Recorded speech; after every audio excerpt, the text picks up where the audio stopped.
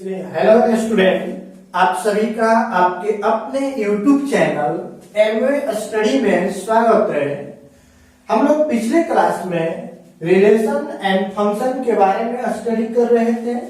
Hindi medium का lecture चल रहा था जिसमें संबंध एवं फलन के बारे में स्टडी कर रहे थे और वहां पर संबंध के बारे में हम लोग डीपली स्टडी किए थे और संबंध के टाइप देखे थे जो कार्तीय गुणन के बेसिस पर के आधार पर आपका संबंध दो तरह का था, जिसके बारे में हम लोग स्टडी कर चुके हैं।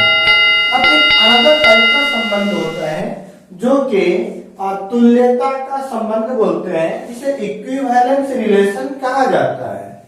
तो तुल्यता का संबंध पढ़ने से पहले हमें तीन संबंध के बारे में स्टडी करना पड़ता है। वह कौन कौन सा है? स्वतुल्य संबंध, सममित संबंध एंड संक्रामक संबंध। तो एक तीन संबंध है। यदि तीनों संबंध को एक बार घटित हो, तीनों यस के कंडीशन में हो, तब बोलेंगे कि तुल्यता संबंध होगा। यदि तीनों में से कोई दो होगा और एक नहीं होगा तो वह तुल्यता संबंध नहीं होगा। तो चलिए हम लोग वन बाय वन करके स्टडी करते हैं, देखते हैं कि क्या होता है। पहला नंबर में क्या दिया हुआ है? स्वतुल्य संबंध। अब यहां पर देखेंगे, समझिएगा। स्वतुल्य संबंध के बारे में समझने के लिए उससे पहले हम संबंध के बारे में देखें पुनः। जैसे हम दो नंबर ले लें, ए और बी।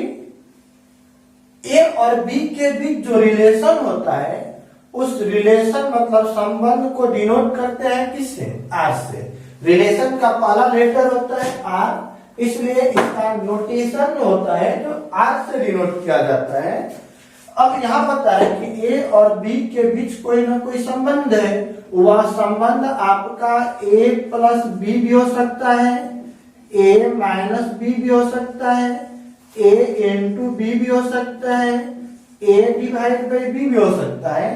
तो बीच में जो यहाँ पर plus minus into and division आया है, उसी को हम लोग बोलते हैं संबंध। वह किसके किसके बीच संबंध बता रहा है? ए और बी के बीच। कोई डाउट इसमें नहीं। तो चलिए अब यहाँ पर देखते हैं स्वतुल्य संबंध को कैसे समझेंगे। लेट सपोज आपको एक संबंध दिया हुआ है, किसके किसके बीच दिया हुआ? ए और बी के बीच। मान लेते हैं कि यहाँ पर दोनों संख्याओं का सम क्या दिया गया है? 10 मानकर चल रहे हैं। क्वेश्चन में आपको कुछ न कुछ वैल्यू डेटा आपको गिवन होगा। तो अब देखते हैं ए और बी के बीच संबंध आपका दिया हुआ है प्लस का, मानते हैं, जिसका सम दिया हुआ है कितना? 10। अब स्वतुल्य संबंध निकालने के लिए यहां पर समझे क्या दिया हुआ है? स्वतुल्य। स्वतुल्य मतलब क्या? इसको यदि मैं संधि विच्छेद करूं तो क्या बनेगा? स्व प्लस क्या बन जाएगा? तुल्य। तो अब देखें, स्व का मतलब क्या होता है? स्वयं। तुल्य मतलब क्या होता है? तुलना करना है। तो स्वयं का तुलना करना ही स्वतुल्य संबंध कहलाता है। फिर देखें स्वतुल्य, स्व प्लस तुल्य। स्व मतलब क्या होता है? स्वयं। स्वयं मतलब अपने आप, तुल्य मतलब तुलना करना। तो अपने आप से तुलना करने जो संबंध होता है उस संबंध को ये बोलते हैं हम लोग स्वतुल्य संबंध। तो यहाँ पर मैंने स्वयं के साथ रिलेशन बताना है, बट यहाँ पर हमारे पास कितनी संख्या है? 2। तो स्वयं मतलब मैं अकेला हूं, मैं दो नहीं हूं। तो यहाँ पे दो नंबर के बीच तो रिलेशन हो नहीं सकता है, एक नंबर चाहिए। तो एक नंबर कैसे दिखेंगे देखेंगे यहाँ पर। इसलिए क्या करेंगे हम लोग? रिलेशन निकालेंगे। पहले नंबर को छोड़ दीजिए, जो दूसरा नंबर है उसको बदल करके पहला नंबर लिख दीजिए। दूसरा नंबर के स्थान पर सिर्फ पहला नंबर लिख देंगे। तो अब देखें ए और ए दोनों एक ही संख्या है, तो उसी संख्या के बीच संबंध बताना है। जो मुझे बोल रहा है कि स्वयं के साथ ही तो संबंध बताना है। तो स्वतुल्य संबंध बताने के लिए आपको दूसरे नंबर के स्थान पर पहला नंबर पुट कर रहे हैं। यदि पुट करने के बाद मतलब दूसरे नंबर के जगह पर पहला नंबर करने के बाद भी उसके मान में यदि कोई परिवर्तन ना हो, समझेंगे यहाँ पर, सुनेंगे ध्यान से, दूसरे नंबर को पहले नंबर से बदल देने के बावजूद भी उसके मान में, उसके आंसर में कोई परिवर्तन ना हो, तब ऐसे संबंध को बोला जाएगा स्वतुल्य संबंध। तो यहाँ पे लिखेंगे, चूंकि relation from A to B बराबर है relation from A to A, तो क्या बोलेंगे, स्वतुल्य है। यदि दोनों बराबर नहीं होता तो स्वतुल्य संबंध नहीं होता। जैसे एग्जाम्पल और एग्जाम्पल लिखते हैं हम लोग, एग्जाम्पल नंबर फर्स्ट, अभी हम लोग थ्योरी किए थे, एग्जाम्पल समझते हैं। यहां पर देखेंगे, मान लेते हैं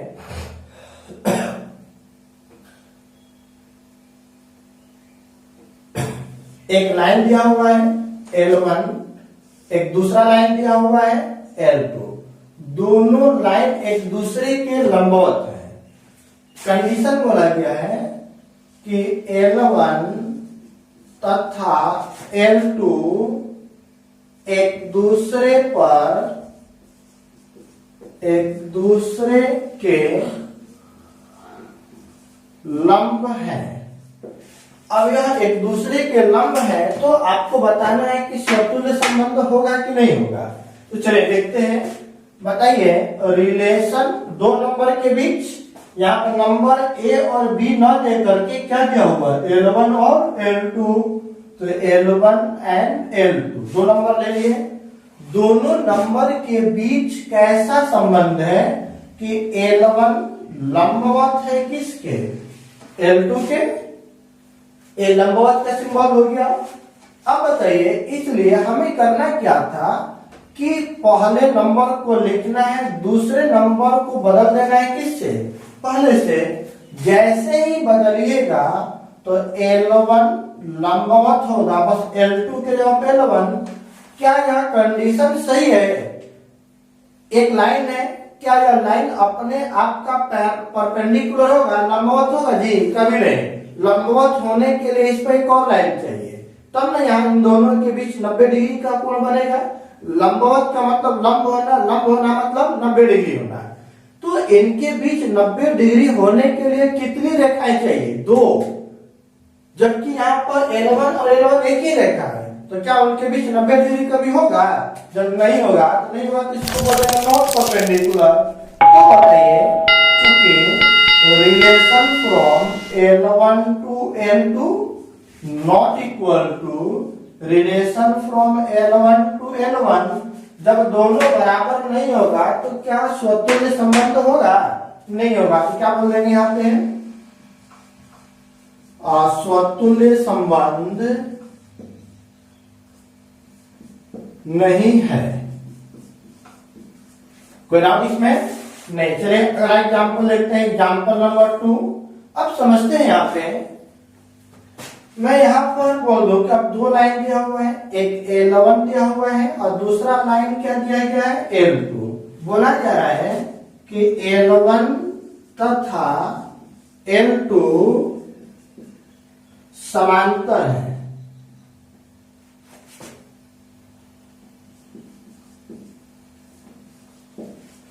एक दूसरे क्या दिया हुआ है, समांतर है। चलिए अब देखते हैं नियम के अनुसार, एक पहला लाइन दिया हुआ है L1, दूसरा लाइन क्या दिया हुआ है, L2। उनके बीच जो रिलेशन है, बोला गया L1 समांतर है किसके, L2 के। इसलिए क्या हो जाएगा, रिलेशन फ्रॉम, अब दूसरे नंबर को रिप्लेस करना है पहले नंबर से। जैसे ही रिप्लेस करेंगे तो L1 समांतर हो गया L1 के।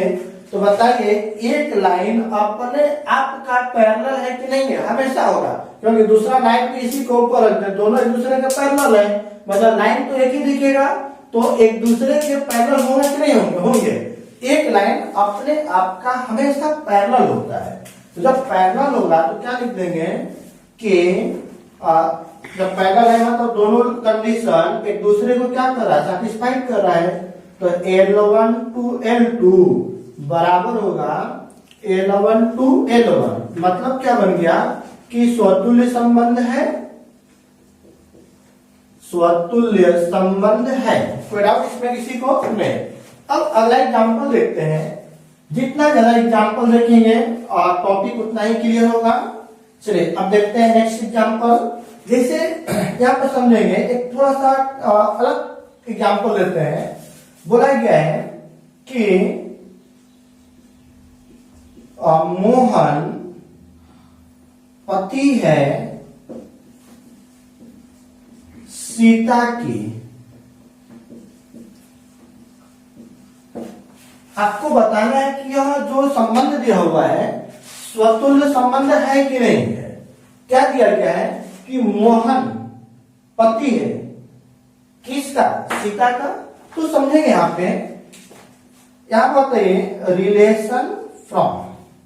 मोहन के लिए हम लोग लेते हैं एम और सीता के लिए लेते हैं एस। हमें रिलेशन बताना मोहन और सीता के बीच, तो मैंने यहाँ पे लिख दिया मोहन और सीता। कोई दिक्कत? तो क्या बोला गया है कि मोहन पति है किसका, सीता का। कोई डाउट इसमें? पति है सीता का, तो मोहन पति है सीता का। अब दूसरे कंडीशन में हमें क्या बताना है कि इसके कंडीशन को चेंज कर दिया जाए। मतलब यहाँ पर मोहन और यहाँ पे क्या है, मोहन ही होगा। अब क्या मैं बोल दूं कि पहला मोहन, मोहन को लिख देते हैं मोहन, ठीक है। क्या लिखना है, पति है किसका। देखिए पहला मोहन है, दूसरा कौन है, सीता। तो मोहन, पहला मोहन पति है किसका, दूसरे का, दूसरा कौन है, सीता। यहाँ पे क्या दे रहा है, मोहन, मोहन पति है किसका, दूसरे वाले का, दूसरा क्या है, मोहन। तो क्या लिखते हैं, मोहन का। तो अब बताइए, पहले कंडीशन में मोहन पति है सीता का, सही है। लेकिन दूसरे कंडीशन में क्या बोल रहा है, मोहन पति है किसका, मोहन का। क्या कोई व्यक्ति अपने आप का पति होगा, नहीं होगा। कोई भी व्यक्ति अपने आप का पति नहीं हो सकता, कोई भी व्यक्ति अपने आप का पत्नी नहीं हो सकता, कोई भी व्यक्ति अपने आप का बेटा नहीं हो सकता, कोई भी व्यक्ति अपने आप का बाप नहीं हो सकता। मतलब क्या है कि पति और पत्नी होने के लिए दो लोग को जरूरत पड़ेगा, एक मेल और एक फीमेल। तो यहाँ पर मोहन और मोहन तो एक ही है।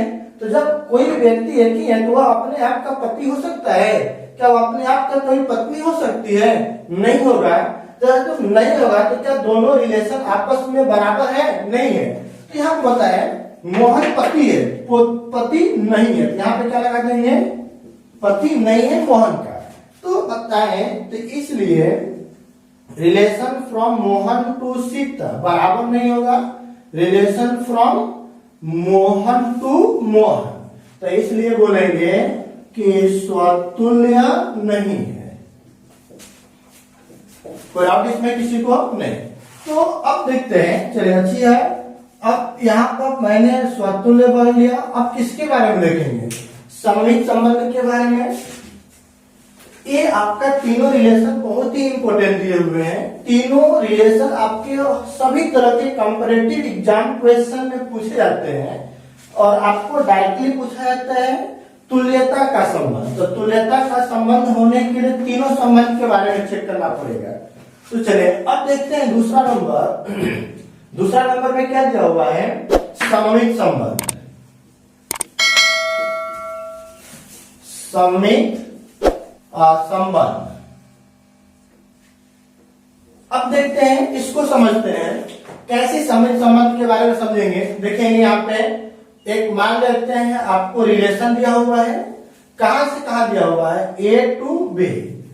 और इसके बारे में बोला गया कि a प्लस बी बराबर क्या है 10। क्वेश्चन में दिया रहेगा कुछ ना कुछ कंडीशन, हमें कंडीशन मान कर चल रहे हैं कि इन दोनों का एडिशन क्या दिया हुआ है 10। तो अब समझेंगे तब क्या करना पड़ता है। आपको जब स्वतुल्य निकाल रहे थे तो दूसरे वाले को बदल दे रहे थे पहले से, परंतु सममित संबंध निकालने के लिए बदलना नहीं है। इन दोनों के स्थान को बदल दीजिए, मतलब ए के जगह पर बी या बी के जगह पर ए, तो दोनों के स्थान को बदलिएगा तो बी टू ए।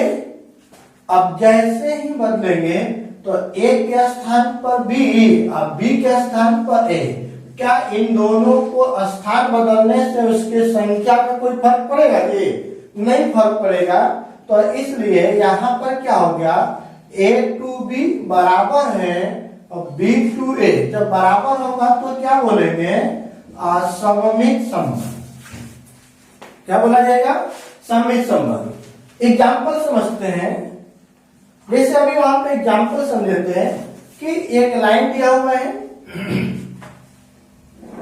एक लाइन दिया हुआ है L1, दूसरा लाइन दिया हुआ है L2। बोला गया है कि L1 लंब है L2 पर, मतलब पहला लाइन दूसरा लाइन पर लंब है। तो बताइए यहां पर देखें relation from L1 to L2 क्या दिया हुआ है कि L1 लंबवत है किसके ऊपर, L2 के ऊपर। यदि ऐसा है तो दोनों के स्थान को बदलते हैं, तो दोनों के स्थान को बदलिएगा L2 टू L1। अब इनके स्थान को बदल दिया गया तो L2 परपेंडिकुलर हो गया क्या चीज L1। बताइए इस लाइन पर यह परपेंडिकुलर है, बोल रहे हैं कि ब्लू वाला पेन पर परपेंडिकुलर है ब्लैक वाला, तो ये भी हो सकता है कि ब्लैक वाले पर परपेंडिकुलर है ब्लू पर। इसको किसी तरह इनके स्थान को बदल देने से क्या, अभी ये अब ऐसे कर दें तो क्या स्थान बदलने से क्या इनके बीच लंबवत का सिंबल नहीं है, बिल्कुल है लंबवत। तो मतलब क्या हुआ कि इनके स्थान को बदलने से भी वह उनके बीच संबंध वही रहेगा। क्या संबंध होगा, जो कि relation from L1 to L2 बराबर relation from L2 to L1, मतलब क्या निकल जाएगा, सममित संबंध। कोई दिक्कत? चलिए अब एक और एग्जाम्पल देखते हैं, एग्जाम्पल नंबर 2। जैसे मैं बोल दूं कि एक लाइन दिया हुआ है L1, दूसरा लाइन क्या दिया हुआ है L2।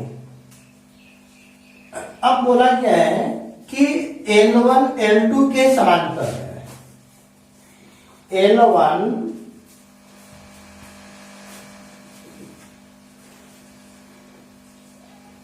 समांतर है L2 पर। क्या बोला है कि L1 समांतर है L2 पर। तो अब बताइए एक रिलेशन देखते हैं L1 टू L2। क्या बोला गया है कि L1 समांतर है किसके, L2 के।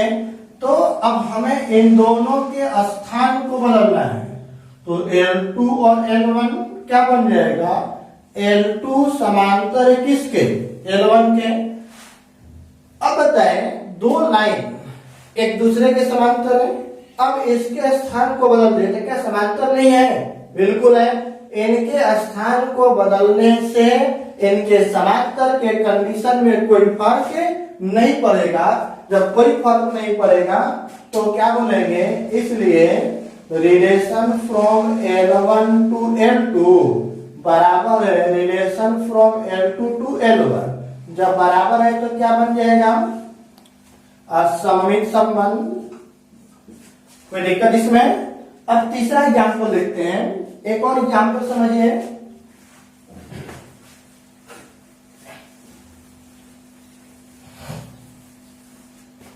चलिए अब देखते हैं यहां पे तीसरा नंबर एग्जाम्पल। मैं बोलूं कि मोहन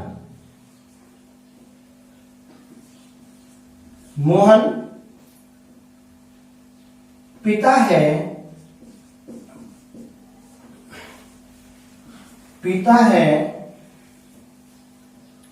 सोहन का। कौन पिता है, मोहन पिता है किसका, सोहन का।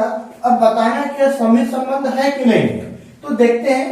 रिलेशन बताने के लिए इसको मान लेते हैं M और सोहन को मान लेते हैं यस। तो क्या लिखेंगे, एम मोहन से लेकर कहां तक, सोहन तक। कैसा है कि मोहन क्या है, पिता है, मतलब बाप है। किसका, सोहन का। तो अब बताइएगा हमें करना क्या था कि इन दोनों के स्थान को बदल देना है। तो पहले कौन था, मोहन, अब क्या है गया, सोहन। तो क्या लिख देंगे, सोहन क्या है, पिता। पिता है किसका, दूसरे वाले का। दूसरे में कौन है, मोहन। तो क्या बन जाएगा, मोहन का। तो अब बताइए पहले बोल रहे हैं कि मोहन पिता है, बाप है किसका, सोहन का, मतलब सोहन बेटा है, मोहन बाप है सोहन का। अब बोल रहे हैं कि सोहन बाप है मोहन का। जो बाप है क्या वो बेटा बन जाएगा, नहीं, बाप हमेशा बाप ही है। मतलब मोहन यहाँ पिता था, मतलब पिताजी है किसका, सोहन का।